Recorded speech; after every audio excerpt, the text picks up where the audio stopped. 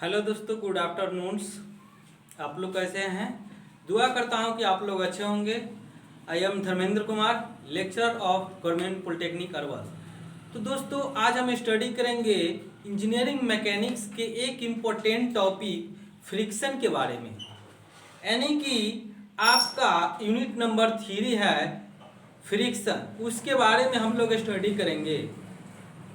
तो आज हम फ्रिक्शन के बारे में पढ़ेंगे कि फ्रिक्शन होता क्या है, फ्रिक्शन का क्या यूज है, इसका advantage, disadvantage, classification of friction and other many types as like many condition of the friction.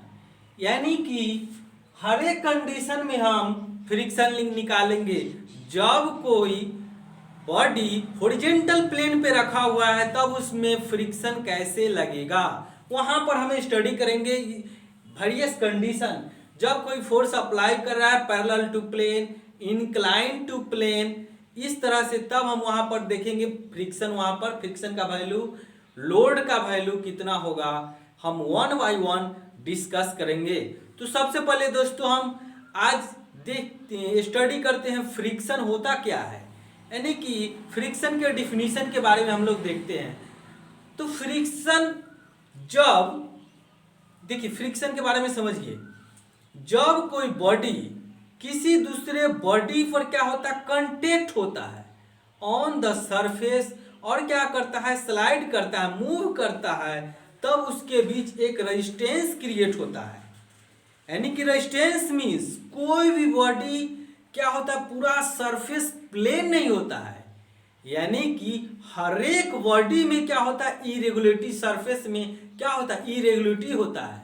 Irregularity means इस तरह से, ये मान लेते हैं कोई ब्लॉक है,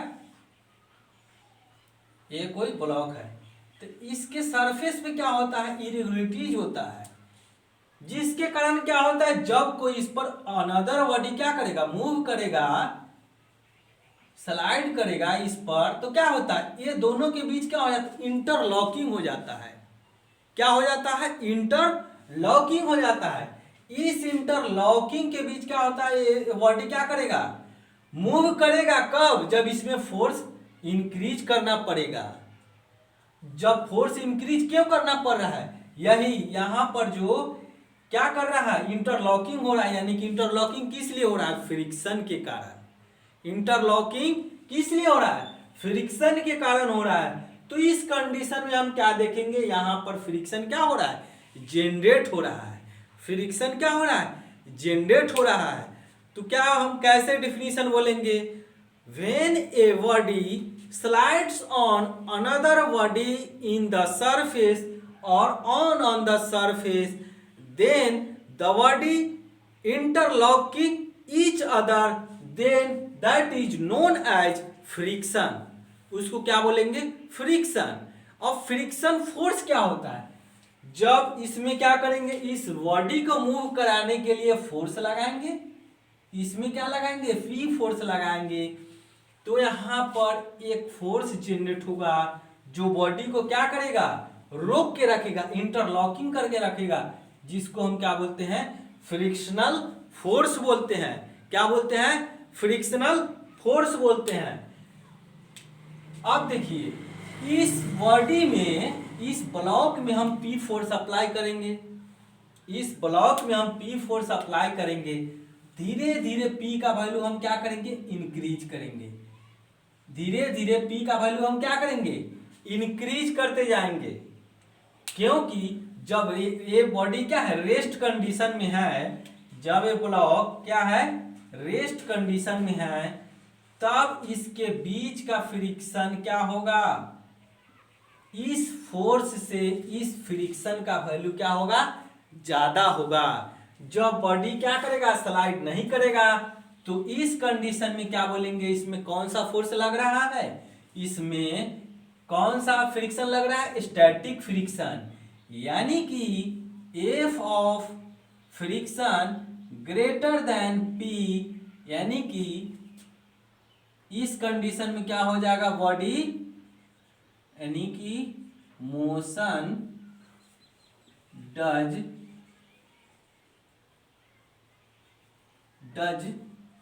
नॉट एग्जिस्ट, यानी कि बॉडी क्या करेगा, ब्लॉक मूव नहीं करेगा। तो इस कंडीशन में क्या होगा, एफ स्टैटिक्स हो जाएगा, फ्रिक्शन को बोलेंगे स्टैटिक फ्रिक्शन। अब क्या हो जाएगा, फ्रिक्शन फोर्स क्या हो जाएगा, इक्वल टू पी, यानी कि इस कंडीशन में क्या होगा, वर्ज ऑफ मोशन, यानी कि ब्लॉक क्या होगा, मोशन की कंडीशन में हो जाएगा, यानी कि थोड़ा सा भी फोर्स हम क्या कर देंगे, इंक्रीज कर देंगे, तो ये बॉडी क्या करेगा, मूव करने लगेगा इस सरफेस पे, इस बॉडी पे ये बॉडी क्या करने लगेगा, मूव करने लगेगा। तो यहां पर हम क्या बोलेंगे, लिमिटिंग फ्रिक्शन, यानी कि वो फोर्स का वैल्यू, यानी कि जिस पॉइंट पर कोई बॉडी क्या होगा, स्टार्ट टू मूव, उस कंडीशन में हम बोलेंगे क्या, लिमिटिंग फ्रिक्शन, और उस फोर्स का वैल्यू क्या बोलेंगे, लिमिटिंग फोर्स, उस कंडीशन में फोर्स का वैल्यू क्या बोलेंगे, लिमिटिंग फोर्स। तो इस कंडीशन में क्या बोलेंगे, लिमिटिंग फ्रिक्शन, या अब इस फोर्स का वैल्यू क्या बोलेंगे, लिमिटिंग फोर्स। अब देखिए इफ लेस देन पी, यानी कि फोर्स का वैल्यू हम धीरे धीरे क्या कर रहे हैं, इंक्रीज कर रहे हैं। एक समय क्या था, फोर्स कम था तो बॉडी रेस्ट में था, यानी कि मोशन इसमें नहीं था। दूसरा कंडीशन में क्या किया, फोर्स का वैल्यू और इंक्रीज कर दिए, फोर्स का वैल्यू और इंक्रीज कर दिए, तो क्या हो गया, बॉडी क्या हो गया, एट मूव कंडीशन में आ गया, यानी कि उसमें थोड़ा सा भी फोर्स इंक्रीज कर देंगे तो बॉडी क्या हो जाएगा, मूव कर जाएगा। तो यहां पर फ्रिक्शन और P का वैल्यू अप्रोक्सीमेट क्या हो जाएगा, सेम हो जाएगा, यानी कि थोड़ा सा भी फोर्स को हम इंक्रीज करेंगे तो बॉडी क्या हो जाएगा, मूव कर जाएगा। फिर क्या किए, तो इस कंडीशन में इसको क्या बोलेंगे, लिमिटिंग फ्रिक्शनल फोर्स। अब थर्ड कंडीशन में क्या किए, और फोर्स को इंक्रीज किए, थर्ड कंडीशन में फोर्स को क्या किए, और इंक्रीज किए, तो बॉडी और स्लाइडली, यानी कि मोशन क्या करेगा, एग्जिस्ट कर जाएगा, मोशन एग्जिस्ट करेगा इस कंडीशन में। वर्ज ऑफ मोशन, इसको बोलेंगे वर्ज ऑफ मोशन, यानी कि वर्ज ऑफ मोशन, यानी कि किस कंडीशन में आ गया, ये कंडीशन में क्या होगा, बॉडी मूव करने की कोशिश करने लगेगा, यानी कि थोड़ा सा भी फोर्स लग जाएगा तो इस कंडीशन में क्या हो जाएगा, बॉडी मूव कर जाएगा। अब क्या होगा, हम थोड़ा सा फोर्स का वैल्यू और इंक्रीज किए तो मोशन एग्जिस्ट हो जाएगा। तो इस कंडीशन में यहां पर बोलेंगे काइनेटिक फ्रिक्शन या डायनेमिक फ्रिक्शन, क्या बोलेंगे, काइनेटिक फ्रिक्शन या डायनेमिक फ्रिक्शन, क्या बोलेंगे, काइनेटिक फ्रिक्शन या डायनेमिक फ्रिक्शन। इसको मोशन इम्पेडेंस भी बोल सकते हैं। जैसे कि अब हम देखते हैं दोनों के बीच में क्या रिलेशन है, फोर्स एंड फ्रिक्शन के बीच में रिलेशन देखेंगे। ये आपका हो गया वाई एक्सिस, ये हो गया एक्स एक्सिस। एक्स एक्सिस में हम पी फोर्स को कंसीडर करेंगे और वाई एक्सिस में हम एफ यानी कि फ्रिक्शनल फोर्स को। अब क्या करेंगे, पहले तो क्या था, जैसे जैसे हम फोर्स का वैल्यू बढ़ाएंगे उस तरह से फ्रिक्शन का वैल्यू यहां पर इंक्रीज करते जाएगा। एक समय ऐसा आएगा कि क्या होगा, एक समय ऐसा आएगा कि यहां पर फ्रिक्शन फोर्स क्या होगा, वर्ज कंडीशन में हो जाएगा, यानी कि दोनों क्या हो जाएगा, बराबर हो जाएगा, यानी कि यहां से हम थोड़ा सा भी क्या हो जाएगा, फोर्स लगा देंगे तो बॉडी क्या हो जाएगा, मूव करेगा। इसको यहां पर लिमिटिंग फ्रिक्शनल फोर्स भी बोलते हैं। यहां पर इस पॉइंट पर क्या बोलेंगे, लिमिटिंग फ्रिक्शनल फोर्स, और यहां पर क्या बोलेंगे, स्टैटिक फ्रिक्शन, स्टैटिक फ्रिक्शन, यहां पर क्या बोलेंगे, स्टैटिक फ्रिक्शन। वन पॉइंट को क्या बोलेंगे, लिमिटिंग फ्रिक्शन। और देखिए यहां पर इसको एफ ऑफ एल भी बोल सकते हैं, इसको एफ ऑफ के बोलेंगे। अब देखिए यहां से पॉइंट टू से वैल्यू क्या हो जाएगा, फ्रिक्शन का वैल्यू कांस्टेंट हो जाएगा, कांस्टेंट हो जाएगा। देखिए थोड़ा सा वैल्यू फ्रिक्शन का इंक्रीज करेगा, क्योंकि फोर्स को हम क्या कर रहे हैं, इंक्रीज कर रहे हैं। तो यहां से 1 से 2 के बीच में फ्रिक्शनल फोर्स का वैल्यू क्या करेगा, डिक्रीज करेगा, डिक्रीज करेगा और बॉडी क्या करने लगेगा, मूव करने लगेगा। तो यहां से फ्रिक्शनल फोर्स का वैल्यू क्या हो जाएगा, कांस्टेंट हो जाएगा, बॉडी इंक्रीज करने लगा। देखिए यहां पर समझिए, जब इसमें हम फोर्स लगाएंगे तो एक समय ऐसा आएगा कि यहां पर जो जब बॉडी स्लाइड करने लगेगा तो फ्रिक्शन का वैल्यू क्या हो जाएगा, कम जाएगा, फ्रिक्शन का वैल्यू इसमें क्या हो जाएगा, कम जाएगा और बॉडी कांस्टेंट क्या करने लगेगा, मूव करने लगेगा और फोर्स क्या हो जाएगा, इंक्रीज होते जाएगा और फ्रिक्शनल का वैल्यू क्या हो जाएगा, कांस्टेंट हो जाएगा। तो ये आपका कंडीशन है, किस कंडीशन में वैल्यू रेस्ट में होगा, किस कंडीशन में वैल्यू मोशन ऑफ इंपेंडिंग होगा और किस कंडीशन में वैल्यू क्या हो जाएगा, मोशन में होगा। फर्स्ट में कंडीशन में हम क्या देखे थे, फ्रिक्शन क्या हो जाएगा, ग्रेटर देन पी हो जाएगा तो बॉडी क्या होगा, रेस्ट में होगा। सेकेंड कंडीशन में क्या होगा, फ्रिक्शनल फोर्स का वैल्यू फोर्स के इक्वल हो जाएगा तो बॉडी क्या हो जाएगा, impending of motion, verge of motion. इस कंडीशन में बॉडी मूव करने की कोशिश करेगा और क्या करेगा, फिर फोर्स को इंक्रीज कर देंगे तो बॉडी क्या करेगा, मूव कर जाएगा one surface of to another surface पर। तो इस कंडीशन में इसको बोलेंगे यहां पर स्टैटिक फ्रिक्शन, इसको बोलेंगे लिमिटिंग फ्रिक्शन और इसको बोलेंगे काइनेमेटिक और डायनेमिक फ्रिक्शन। ये आपका यहां से कॉन्सेप्ट क्लियर होता है फ्रिक्शन का। देखिए कोई भी बॉडी दुनिया में ऐसा नहीं है कि फ्रिक्शन लेस है, फ्रिक्शन लेस है, कोई ऐसा आइडियली हम समझते हैं कि बॉडी को हम फ्रिक्शन लेस मानते हैं, लेकिन दुनिया में ऐसा कोई ऐसा बॉडी नहीं है जिसको हम फ्रिक्शन लेस कह सकते हैं। यानी कि सभी बॉडी में क्या होता है, थोड़ा सा रफनेस होता है, रफनेस होता है। जब इसको माइक्रोस्कोपिक लेवल पर स्टडी करेंगे तो उसमें क्या रफनेस का हमें पता चलता है। आपको जब ऐसी साधारण नग्न आंखों से देखिएगा तो आपको किसी बॉडी में रफनेस पता नहीं चलेगा।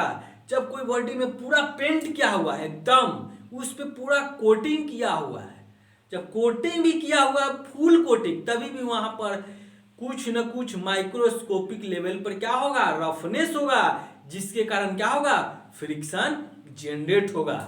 यानी कि क्या होगा, फ्रिक्शन जनरेट होगा। तो यानी कि हम लोग यहाँ पर स्टडी के पर्पज से हम बोल सकते हैं आइडियल कंडीशन में कि बॉडी फ्रिक्शन लेस होता है, लेकिन जनरली ऐसा नहीं होता है। तो यहाँ पर हम फ्रिक्शन के बारे में हम स्टडी कर लिए, समझ गए कि फ्रिक्शन क्या होता है, फ्रिक्शन के बेसिक पॉइंट के बारे में हम लोग देखे, रेगुलरिटी क्या होता है, रफनेस क्या होता है। अब देखिए एक टॉपिक होता है roughness, mechanical engineering next semester यानी कि थर्ड या फिफ्थ सेमेस्टर में पढ़ेंगे रफनेस, रफनेस के बारे में पढ़ेंगे जो कि आपको प्रोडक्शन में पढ़ना होगा। तो वहां पर पढ़िएगा रफनेस नंबर क्या होता है, ठीक है। तो अब देखते हैं कुछ इंपॉर्टेंट पॉइंट के बारे में, ये सब लिख लीजिएगा। फ्रिक्शन का डेफिनेशन बता चुके हैं,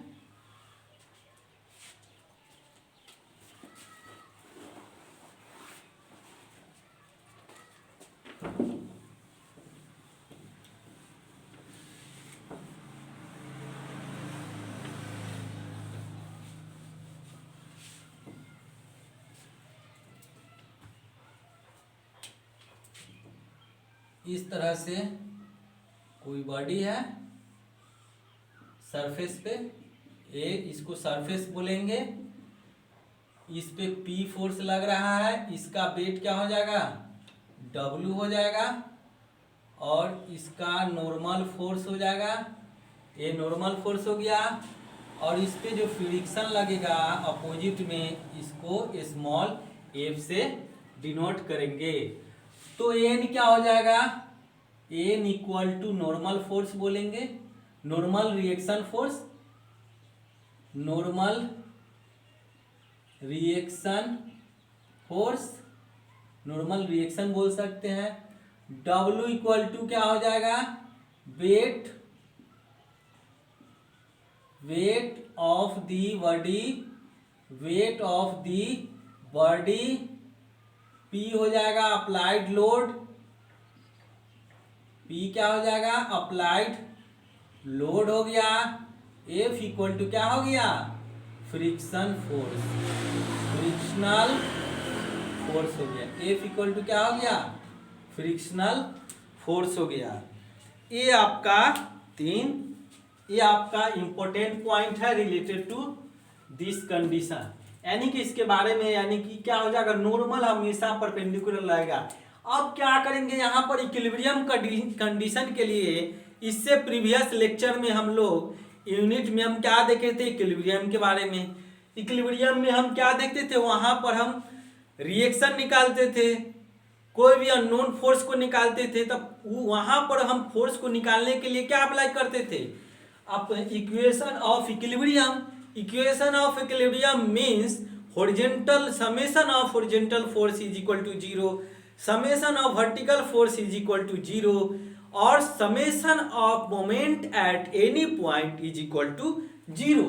तो वहां पर हम लोग एक कंडीशन देखे थे, तो यहां पर भी हम लोग क्या देखेंगे, हॉरिजॉन्टल और वर्टिकल फोर्स को बराबर करके हम फ्रिक्शनल या नॉन पी को वैल्यू हम निकाल सकते हैं, नॉर्मल का वैल्यू निकाल सकते हैं।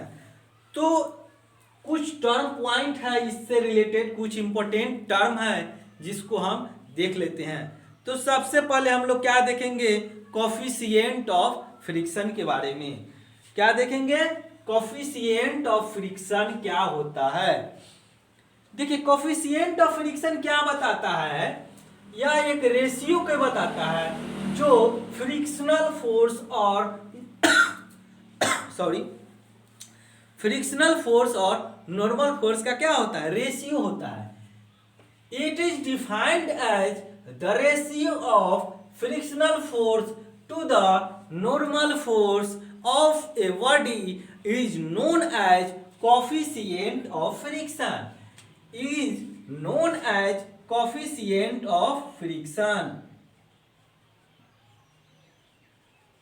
कोफिशिएंट ऑफ फ्रिक्शन, जिसको हम म्यू से डिनोट करते हैं, जिसको हम किससे डिनोट करते हैं, म्यू से डिनोट करते हैं। तो it is the ratio of frictional force to the normal force of a body is known as coefficient of friction. इसको हम क्या बोलेंगे, कोफिशिएंट ऑफ फ्रिक्शन, जो कि क्या होता है, यूनिट लेस होता है। क्या होता है, यूनिट लेस होता है। नेक्स्ट टर्म हम क्या देखेंगे, अब देखिए कोफिशिएंट ऑफ फ्रिक्शन, यानी कि सभी कंडीशन के अलग अलग हो जाएगा। जब बॉडी रेस्ट में है, इसका कंडीशन नंबर फर्स्ट कंडीशन में, when body at rest, body at rest, तो यानी कि वहां पर क्या हो जाएगा, स्टैटिक फ्रिक्शन, वहां पर क्या हो जाएगा, स्टैटिक फ्रिक्शन। तो म्यू एस के टर्म में लिखेंगे, एफ एस हो जाएगा अपॉन एन हो जाएगा। तो बॉडी क्या है, रेस्ट में है, तो इसको static friction upon normal force हो जाएगा। सेकेंड कंडीशन क्या हो जाएगा, व्हेन बॉडी इन मोशन, जब बॉडी मोशन में होगा तब क्या हो जाएगा, इसको म्यू के यानी कि काइनेमेटिक फ्रिक्शन अपॉन क्या हो जाएगा, नॉर्मल फोर्स, ये हो जाएगा kinematic friction upon normal force.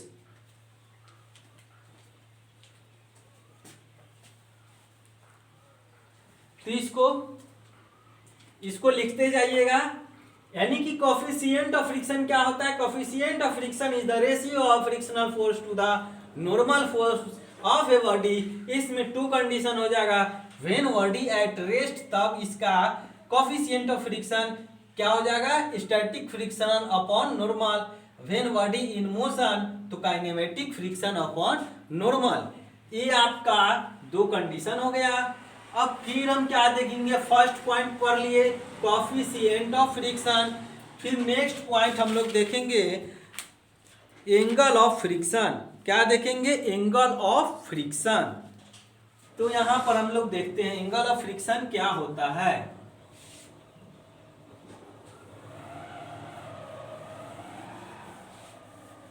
यहां पर हम लोग स्टडी करेंगे सेकेंड टर्म के बारे में, angle of friction.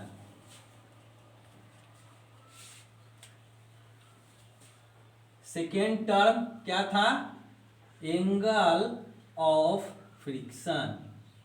Angle of friction जिसको हम डिनोट करेंगे फाई से। एंगल ऑफ फ्रिक्शन को किससे डिनोट करेंगे, फाई से डिनोट करेंगे।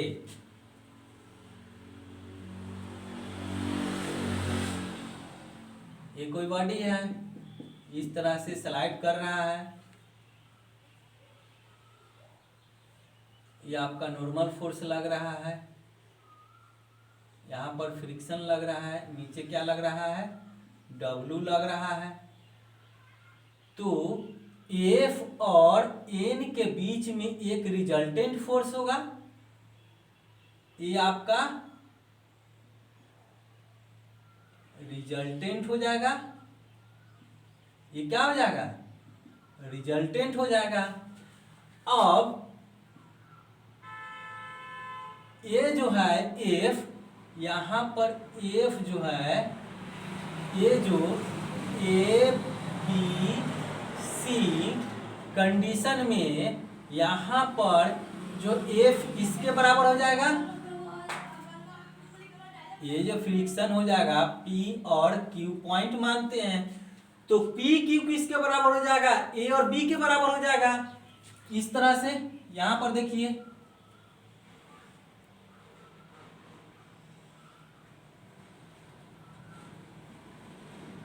A नॉर्मल हो गया, A फ्रिक्शन हो गया, और ये क्या हो गया, रिजल्टेंट। तो रिजल्टेंट इक्वल टू क्या हो जाएगा, अंडर रूट F का स्क्वायर प्लस N का स्क्वायर। ये हो जाएगा रिजल्टेंट का वैल्यू। रिजल्टेंट का वैल्यू क्या हो जाएगा, under root F square plus N square. तो यहां पर फाई क्या बताता है, जब रिजल्टेंट जितना नॉर्मल से एंगल बनाएगा उसी को बोलेंगे क्या, angle of friction. When the resultant inclined from the normal is known as angle of friction. तो यहां पर हम tan फाई इक्वल टू क्या लिखेंगे, tan phi is equal to tan phi equal to P by B, यानी कि इसका perpendicular F upon क्या हो जाएगा, N। ये क्या हो जाएगा, F अपॉन N।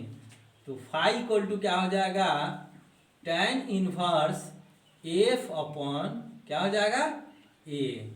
ये होता है एंगल ऑफ फ्रिक्शन का वैल्यू। तो एंगल ऑफ फ्रिक्शन क्या डिफाइन करता है, जब रिजल्टेंट इंक्लाइंड होगा नॉर्मल से, और वह किस एंगल से इंक्लाइंड होगा, फाई एंगल से, तो हम इसको बोलेंगे एंगल ऑफ फ्रिक्शन। क्या बोलेंगे, एंगल ऑफ फ्रिक्शन। अब रिजल्टेंट का वैल्यू क्या हो जाएगा, under root F square plus N square. यह हो गया आपका दो टर्म हो गया, एक पढ़ लिए क्या, coefficient of friction, second term पढ़े angle of friction, third term पढ़ते हैं एंगल ऑफ रिपोज। क्या पढ़ेंगे, angle of repose. Angle of repose होता क्या है वो हम पढ़ेंगे, इसको लिख लीजिए।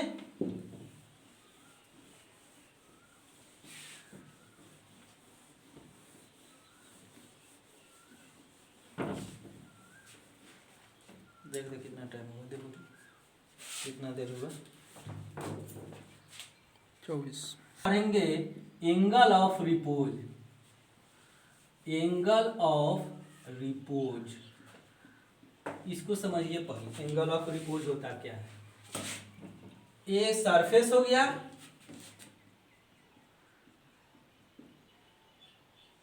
ये हो गया इंक्लाइंड सरफेस। ये क्या हो गया? इंक्लाइंड सरफेस हो गया। अब इंक्लाइंड सरफेस कितना डिग्री पर होगा? कुछ अल्फा डिग्री पर होगा। यही अब इस पर क्या हो जाएगा? कोई बॉडी रखा हुआ है, इस पर कोई बॉडी रखा हुआ है इस इंक्लाइंड प्लेन पर।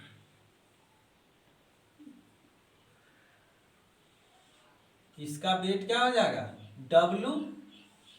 ये क्या हो जाएगा? नॉर्मल। और यहां से एक फोर्स लगेगा। कौन सा फोर्स लगेगा? फ्रिक्शनल फोर्स लगेगा, क्योंकि बॉडी स्लाइड करने की कोशिश करेगा डाउनवर्ड। तो इसको हम क्या बोलेंगे? फ्रिक्शनल फोर्स यहां पर लगेगा इस पॉइंट पर। अब देखिए एंगल ऑफ रिपोज क्या होता है? जब कोई बॉडी इंक्लाइंड सरफेस, यानी कि जिस इंक्लाइंड सरफेस पर होगा उस इंक्लाइंड को हम क्या बोलेंगे? Angle of repose. यानी कि जिस इंक्लाइंड के कारण कोई भी बॉडी रेस्ट में है, यानी कि इंक्लाइंड प्लेन पर है, तब उस एंगल को क्या बोलेंगे? Angle of repose. क्या बोलेंगे? Angle of repose.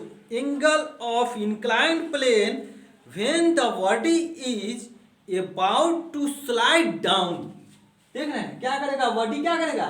Slide down करेगा जिस एंगल पर, slide down to the inclined plane mainly by its weight without any external force.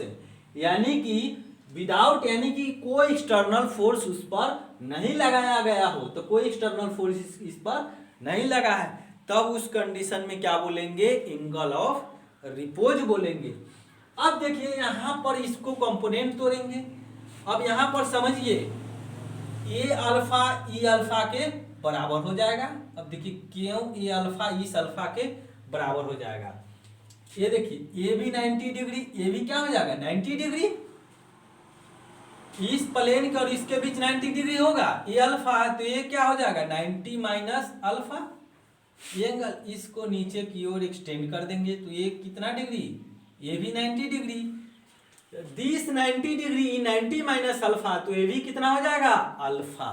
तो यहां से इस तरह से हम वैल्यू अल्फा जो है, इस अल्फा जो है ये अल्फा के बराबर हो जाएगा। यानी कि ये एंगल इस एंगल के बराबर हो जाएगा।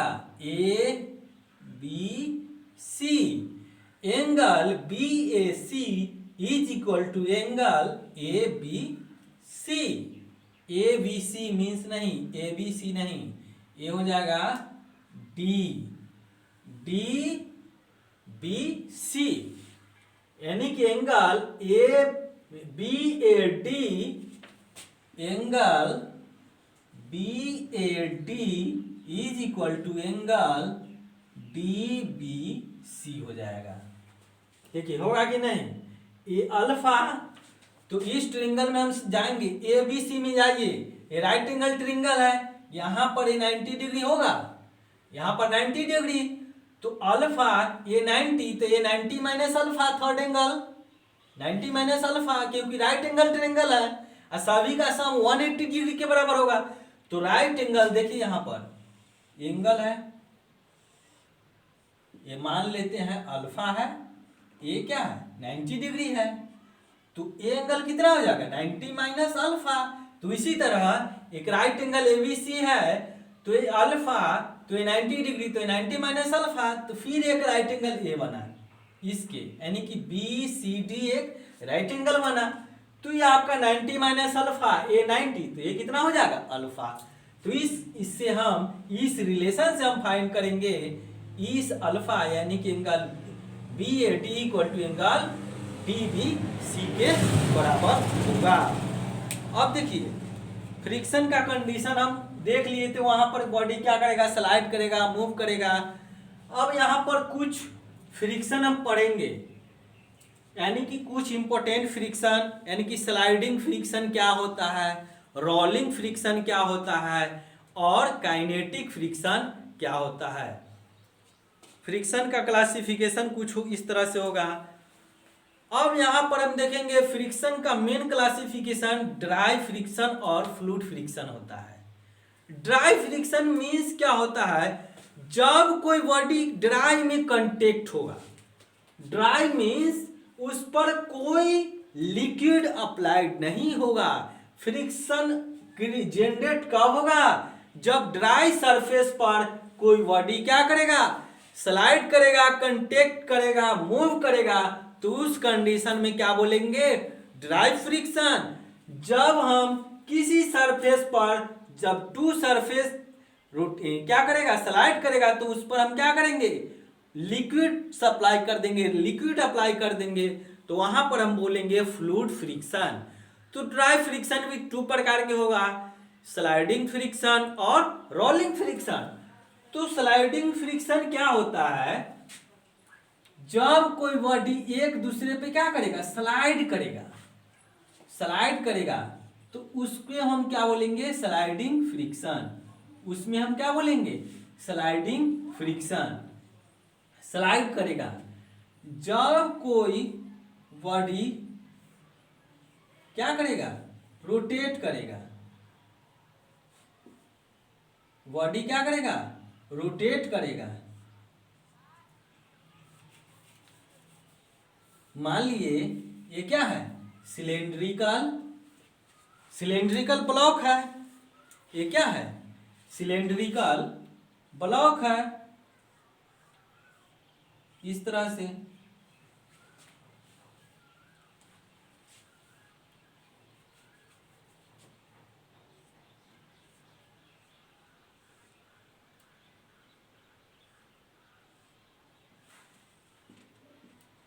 ये सिलिंड्रिकल ब्लॉक है, तो क्या होगा, जब इस पर फोर्स लगाएंगे तो ये बॉडी क्या करेगा, रोटेट करेगा, इस पर इस तरह से रोलिंग करते हुए जाएगा, इस तरह से, इस तरह से।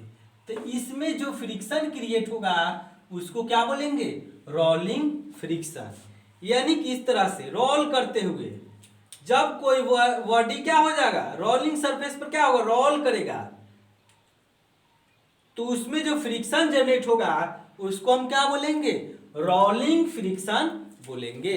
तो यानी कि मेनली दो प्रकार का फ्रिक्शन होता है, एक होता है ड्राई फ्रिक्शन और एक होता है रोलिंग फ्रिक्शन। ड्राई फ्रिक्शन में दो टाइप का हो जाएगा, एक हो जाएगा स्लाइडिंग फ्रिक्शन और एक हो जाएगा रोलिंग फ्रिक्शन।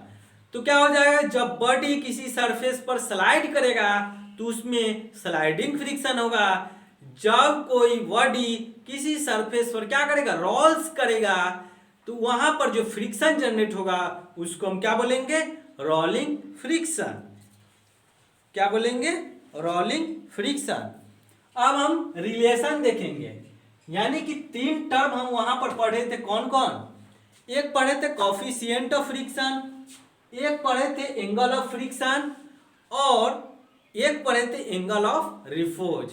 यानी कि उस तीनों में क्या रिलेशन है, तो इस तीनों में हम रिलेशन देखेंगे, relation between coefficient of friction, angle of friction and angle of repose.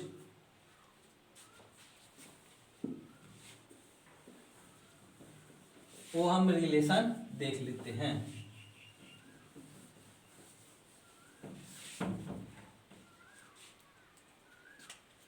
तो क्या हो जाएगा,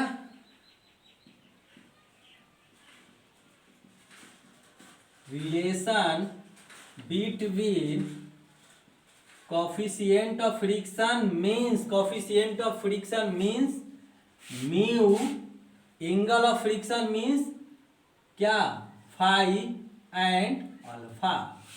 relation between mu, phi and alpha.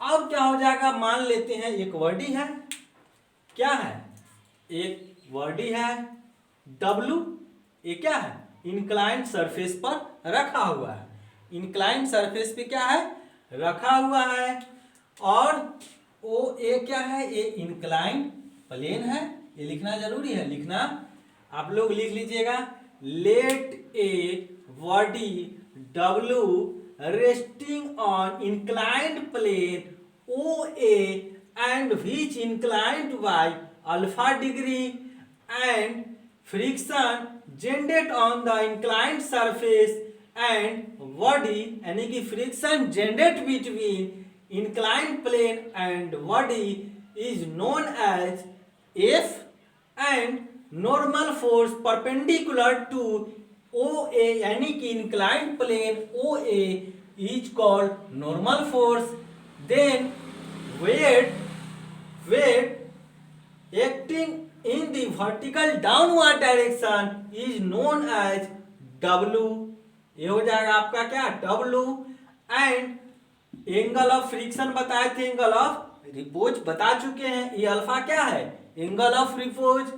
Phi क्या बताता है, जब रिजल्टेंट क्या होगा, नॉर्मल से जितना एंगल पे इंक्लाइंड होगा उसको हम क्या बोलेंगे, एंगल ऑफ फ्रिक्शन बोलेंगे. तो इसको क्या करेंगे, वेट मान लेंगे क्या है, डब्ल्यू वेट है, weight of block W acting vertically downward direction. अब नॉर्मल रिएक्शन फोर्स, अब इसको क्या करेंगे, इक्विलिब्रियम इक्वेशन को अप्लाई करेंगे इन क्या करेंगे, vertical direction and horizontal direction. तो अप्लाइंग इक्वेशन ऑफ इक्विलिब्रियम, इस प्लेन को हम मान लेंगे क्या हॉरिजॉन्टल और इसको मानेंगे क्या वर्टिकल. ओए को मानेंगे हॉरिजॉन्टल और एनसी को मानेंगे क्या वर्टिकल. तो क्या हो जाएगा, एन इक्वल टू, यहां से एन इक्वल टू क्या हो जाएगा एन. तो इसका कंपोनेंट जब तोड़ेंगे तो ये क्या हो जाएगा डब्लू कॉस अल्फा. तो क्या हो जाएगा डब्लू कॉस अल्फा एन हो गया. अब यहां पर हम एफ का वैल्यू निकालेंगे. एफ इज इक्वल टू क्या हो जाएगा, इसका कंपोनेंट होगा साइन में, ये तो कॉस में हो जाएगा, ये साइन में एक कंपोनेंट होगा. तो डब्लू साइन अल्फा. अब देखिए ये जब इसको वर्टिकल को रिजॉल्व करेंगे तो एक अपवर्ड डायरेक्शन में एक डाउनवर्ड डायरेक्शन में लग रहा है, दोनों इक्वल टू क्या हो जाएगा बराबर हो जाएगा, क्योंकि minus is equal to zero. Summation of all vertical force and summation of all horizontal force is equal to क्या हो जाएगा जीरो. तो यहाँ पर दो आ गया है इक्वेशन, एक इक्वेशन ये हो गया. देखिए एक इस तरह जाएगा, एक इस तरह जाएगा, तो यहाँ पर भी इक्वल टू होगा F equal to W sine alpha. इसको इक्वेशन 1, इसको इक्वेशन 2. अब क्या करेंगे, नाउ डिवाइडिंग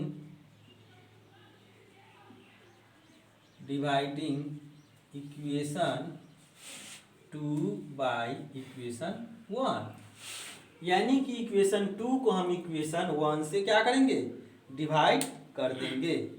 तो क्या हो जाएगा, इसको हम स्टैटिक एफ एस बोल सकते हैं. तो F S upon N is equal to W sine alpha upon W cos alpha. ये कैंसिल हो जाएगा. तो इसको हम क्या बोल सकते, साइन अपॉन कॉस क्या हो जाएगा tan अल्फा. हाँ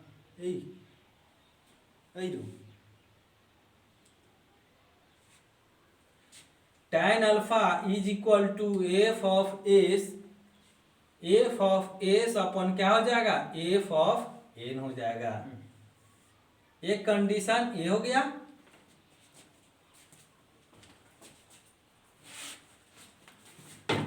tan alpha is equal to क्या हो जाएगा F of S upon F of N.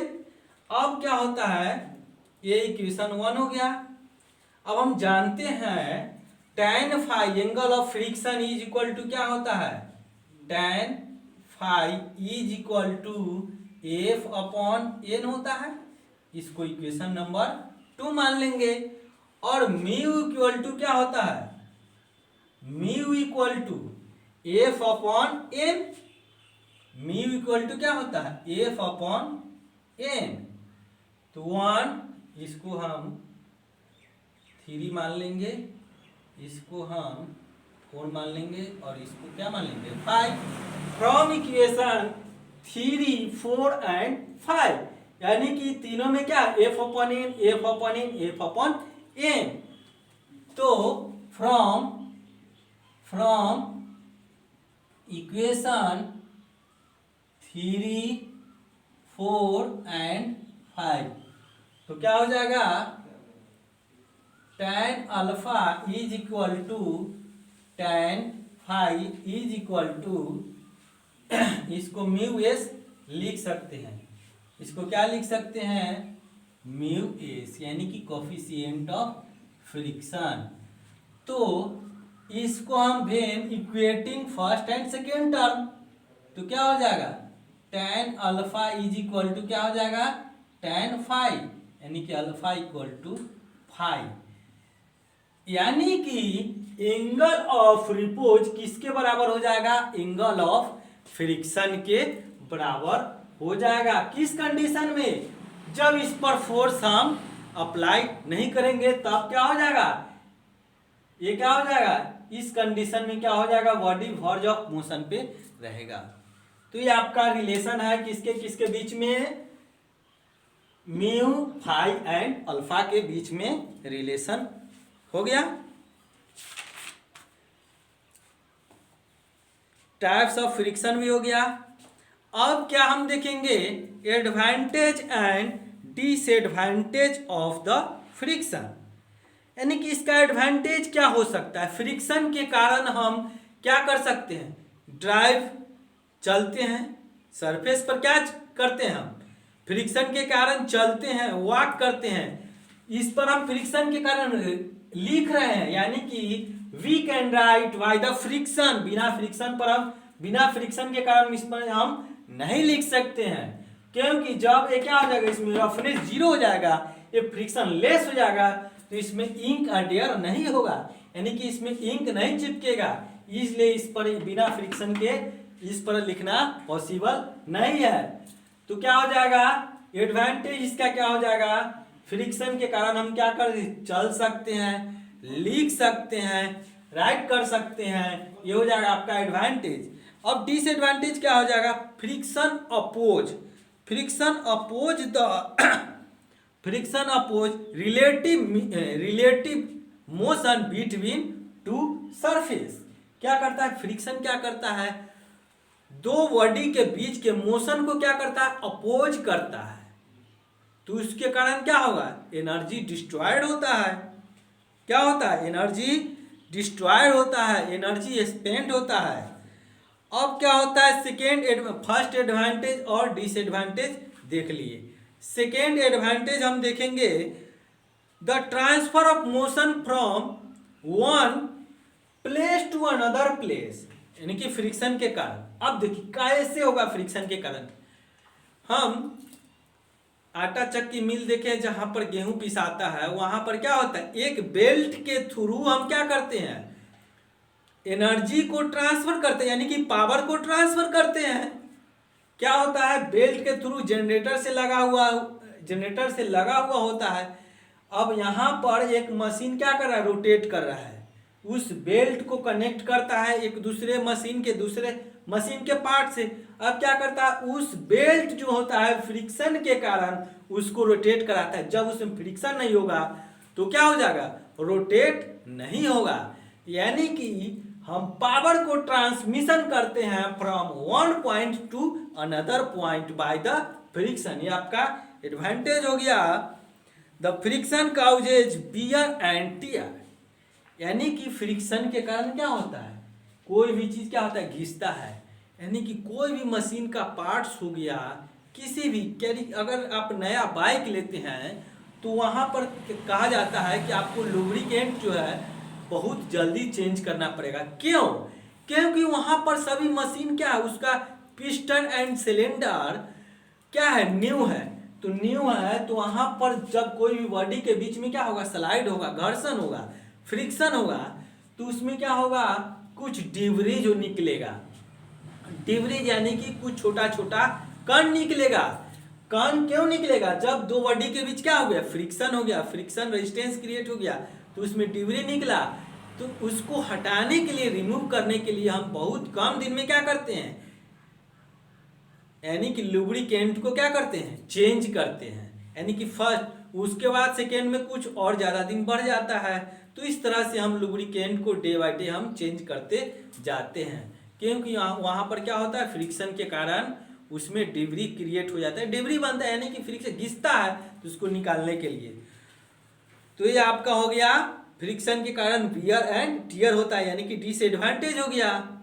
अब थर्ड एडवांटेज क्या हो जाएगा, brakes of the vehicle will not work without friction, यानी कि बिना फ्रिक्शन के कारण ब्रेक पॉसिबल है, क्योंकि उस पर रबर लगाते हैं। फ्रिक्शन जनरेट करने के लिए क्या लगाते हैं, रबर लगाते हैं, तो ये भी क्या है, फ्रिक्शन का एडवांटेज है।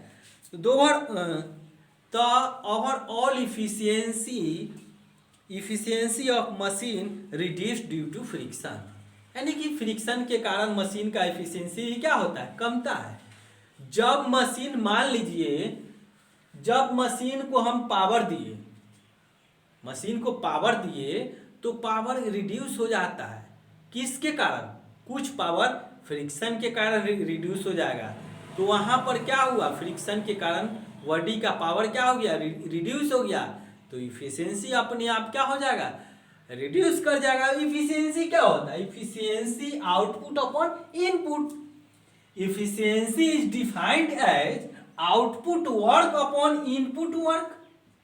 आउटपुट वर्क यानी कि output power upon input power, output work upon input work. Input means हम किसी मशीन को हम 10 किलोवाट पावर दिए, अब वह पावर यूज करेगा 8 किलोवाट का, तो इफिशियंसी क्या हो जाएगा, इंक्रीज या डिक्रीज करेगा, डिक्रीज करेगा। क्यों डिक्रीज करेगा, वो आपका 2 किलोवाट कहां पर चला गया, फ्रिक्शन में चला गया। कहां पर चला गया, फ्रिक्शनल पावर में चला गया, जो कि बर्बाद हो गया, यानी कि एनर्जी का ट्रांसफर हो गया, या तो हीट एनर्जी में ट्रांसफर हो जाए, वेव एनर्जी में ट्रांसफर हो जाए, यानी कि एनी टाइप्स ऑफ एनर्जी में क्या हो जाएगा, ट्रांसफर हो जाएगा। Energy can not be created, can not be destroyed, energy transfer one form to another form. तो यहाँ पर एनर्जी को हम बर्बाद नहीं कर सकते, एनर्जी दूसरे फॉर्म में ट्रांसफर हो गया। तो ये होता है efficiency, output upon input work का रेशियो होता है। यहाँ पर हम ये समझ गए, तीसरा एडवांटेज है डिसएडवांटेज। अब फोर्थ में देखिए, nuts and bolt for holding and transforming the parts. अब देखिए नट्स और बोल्ट जब लगाते हैं तो उसमें भी क्या होता है, फ्रिक्शन के कारण उसको क्या करता है, थ्रेड में क्या करता है, थ्रेड जैसे ऐसे हम थ्रेड को देखिए यहाँ इस तरह से, तो यहाँ पर भी क्या है, फ्रिक्शन का ही कमाल है, यहाँ पर भी फ्रिक्शन का यूज हो रहा है। फ्रिक्शन के कारण हम नट एंड बोल्ट को लगाते हैं, जिस कारण होल्ड करके रखते हैं।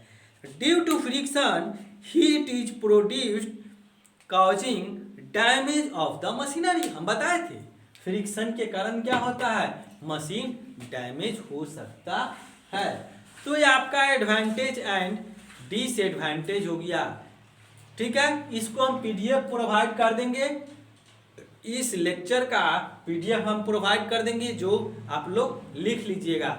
अब हम स्टडी करेंगे कंडीशन के बारे में, जब फोर्स क्या अप्लाई हो रहा है, जब कोई बॉडी इस कंडीशन में रखा हुआ है, इस पर फोर्स अप्लाई हो रहा है, तब यहाँ पर कितना फ्रिक्शन होगा, फोर्स क्या हो जाएगा, इंक्लाइन थीटा डिग्री से हो जाएगा, तब कितना फ्रिक्शन का वैल्यू होगा। इस कंडीशन, वेरियस कंडीशन में हम फोर्स और फ्रिक्शन का वैल्यू निकालेंगे। तो नेक्स्ट लेक्चर में हम लोग देखेंगे कंडीशन ऑफ फ्रिक्शन, यानी कि डिफरेंट कंडीशन में हम फ्रिक्शन का वैल्यू निकालेंगे। तो दोस्तों, आपको अगर वीडियो अच्छा लग रहा है तो क्या कीजिए, चैनल को सब्सक्राइब कीजिए, शेयर कीजिए और बेल आइकन को क्लिक कीजिए, ताकि पल पल का नोटिफिकेशन मिलता रहे। और हम क्या करेंगे, बहुत इंपॉर्टेंट हम क्वेश्चन इसमें सोल्व करेंगे, जो कि आप कॉन्सेप्ट को क्या करेगा, बिल्डअप करेगा। धन्यवाद दोस्तों।